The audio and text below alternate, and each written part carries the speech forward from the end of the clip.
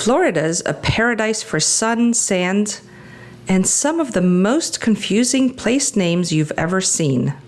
From Micanopy to Withlacoochee, these names trip up visitors and sometimes even locals. Today, we're not just going to get the pronunciation right. We're diving into the history and meaning behind each one, because in Florida, every name has a story.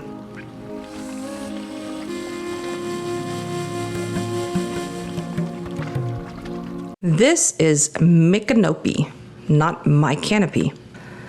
The name comes from two Greek words, Miko, chief, and Napi, which means above or high, in the Creek language, giving this name the meaning of high chief. It's not really a given name, but more of a title, one that fits its namesake perfectly.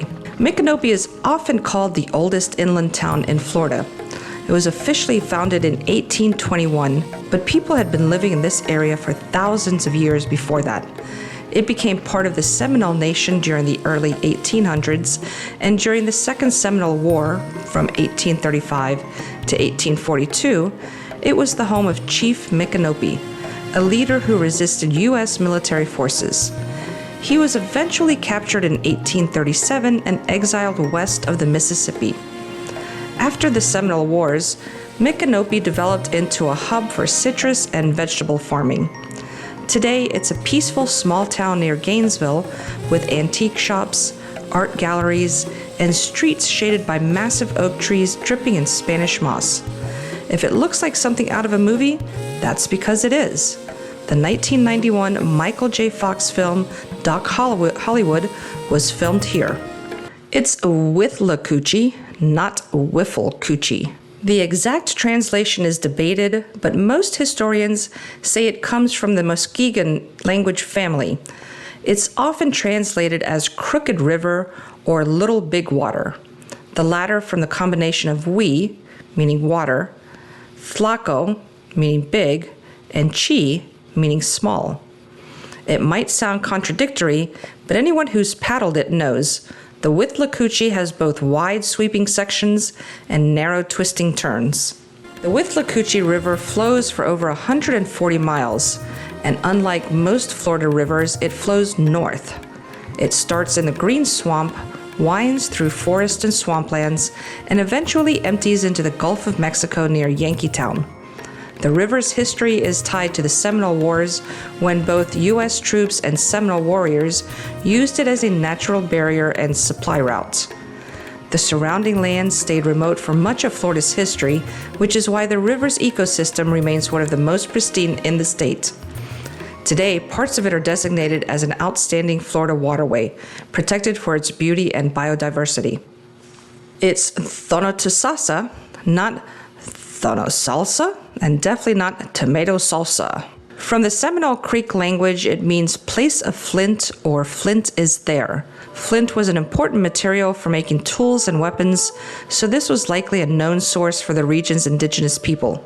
Thonotosassa is northeast of Tampa, bordered by the Hillsborough River and Lake Thonotosassa, the largest natural lake in Hillsborough County.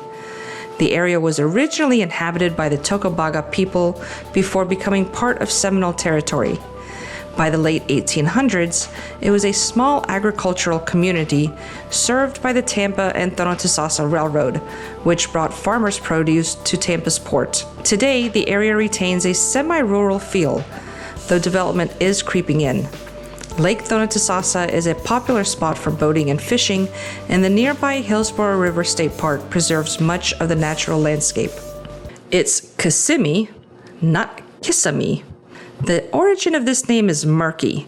It's thought to come from a Native American word, possibly from the Calusa or Jororo, meaning long water or heaven's water. Before it became famous as the gateway to Disney World, Kissimmee was a remote cattle town along the northern shore of Lake Tehopekaliga.